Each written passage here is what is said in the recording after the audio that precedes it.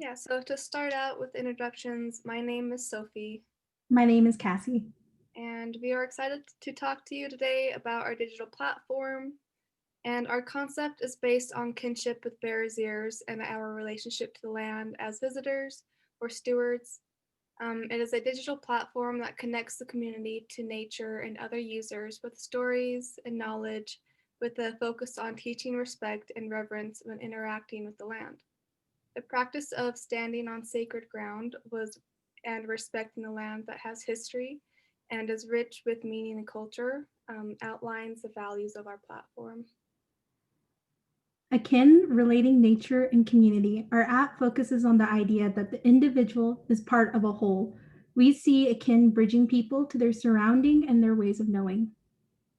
So, as a digital platform, Akin would highlight Indigenous voices, ecological significance, and foster advocates.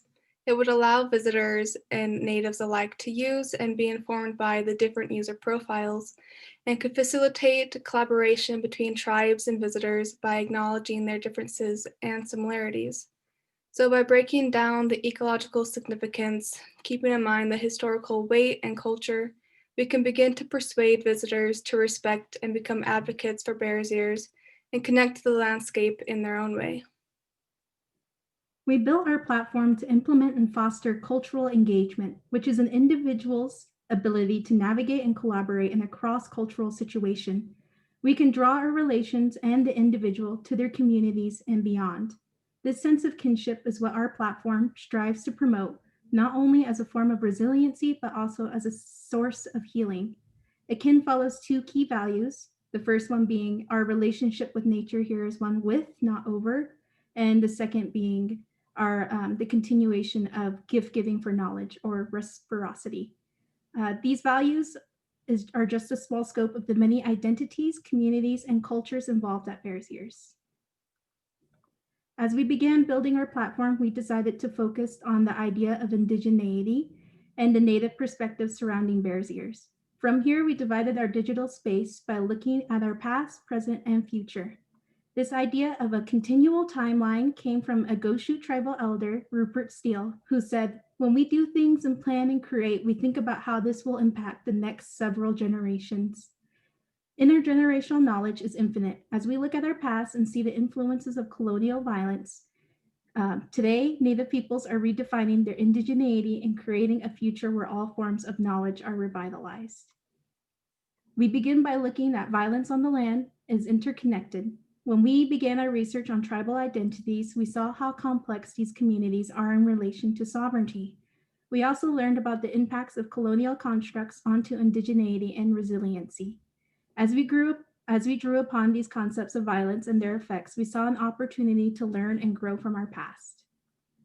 While there are many lenses one can look at Bears Ears through, one necessary one is the legal lens that has clear outlines of where Bears Ears stops being protected land.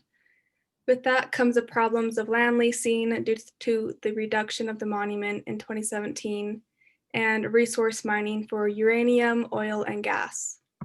So translating these issues of land happenings into our user interface, we are connecting physical spaces into digital ones. So here we have two maps showing what land is open for leasing and where known uranium mines are located.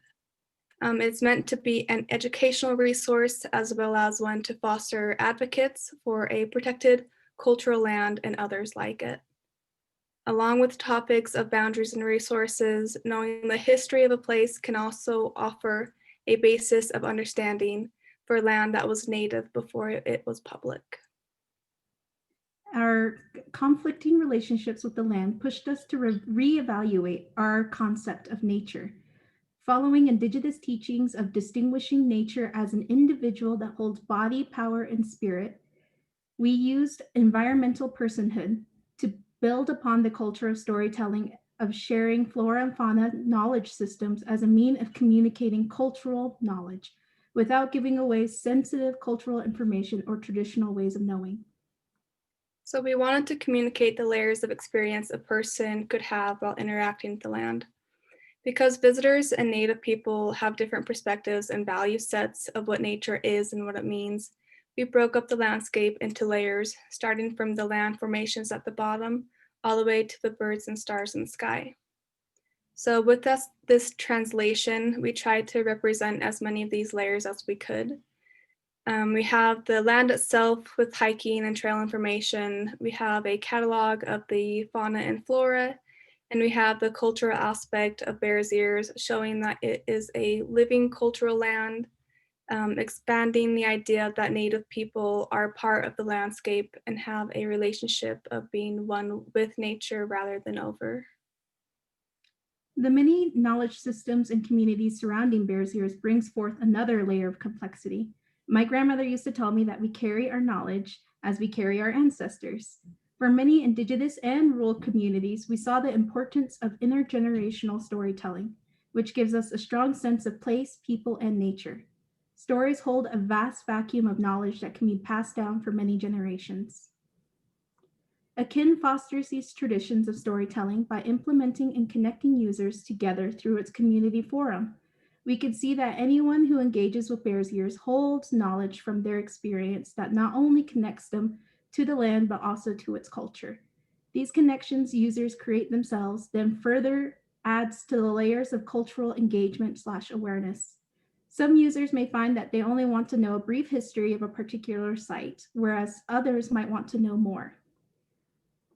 So with the overview of our platform, we split up our information into 3 ways of evaluating our users' values/interests.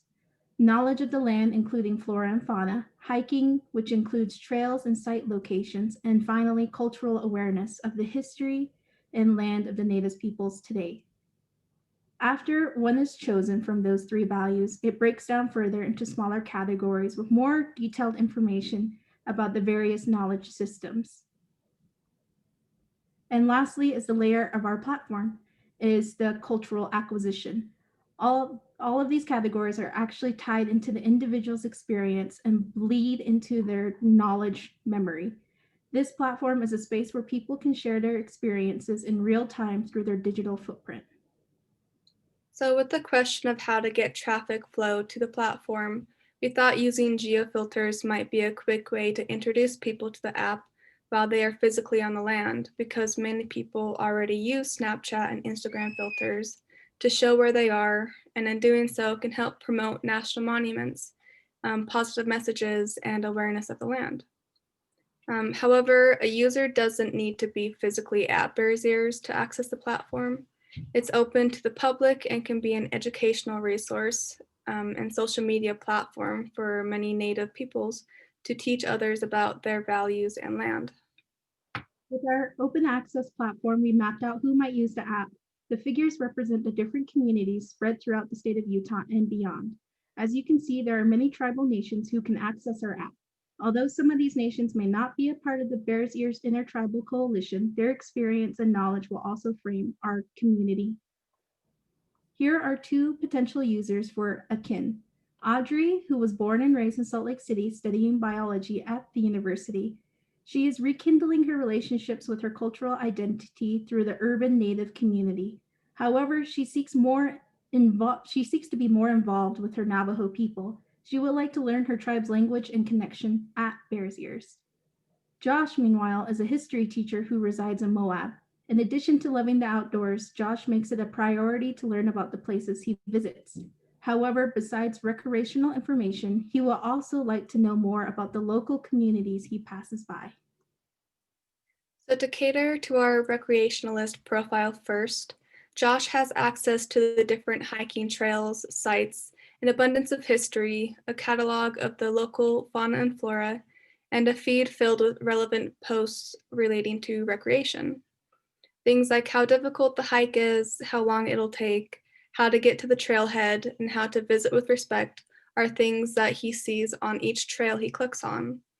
He bookmarks the Sundance Trail and saves it in his profile page.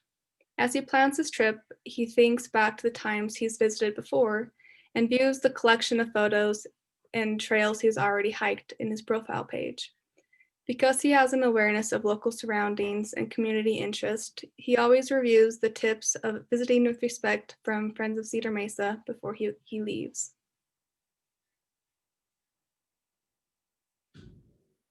However, Audrey has a different feed than Josh. Based on her value set she selects at the beginning, she has a tribal login where she is directed to another sign up page where she is asked if she is affiliated with a tribe. She then fills in her tribe and her age and clicks continue. She has more culturally sensitive information, such as traditional knowledge through stories, song, and language that other tribal members have chosen to share. She learns more about emergence and winter stories and learned many things that she didn't before. She especially liked the Learning Sound series as she grew up without hearing her native tongue and wants to know more. So in conclusion, the takeaways that we hope users of our platform would leave with are first, having a knowledge of Bears Ears, where they are, and the cultural significance of this land and these sites. And second, how to visit with respect to nature and Indigenous peoples while understanding and implementing cultural protocols. And then third, having awareness of social issues relating to the monument. And this is what we've landed on so far, and we can open it up for comments and questions. But thank you guys.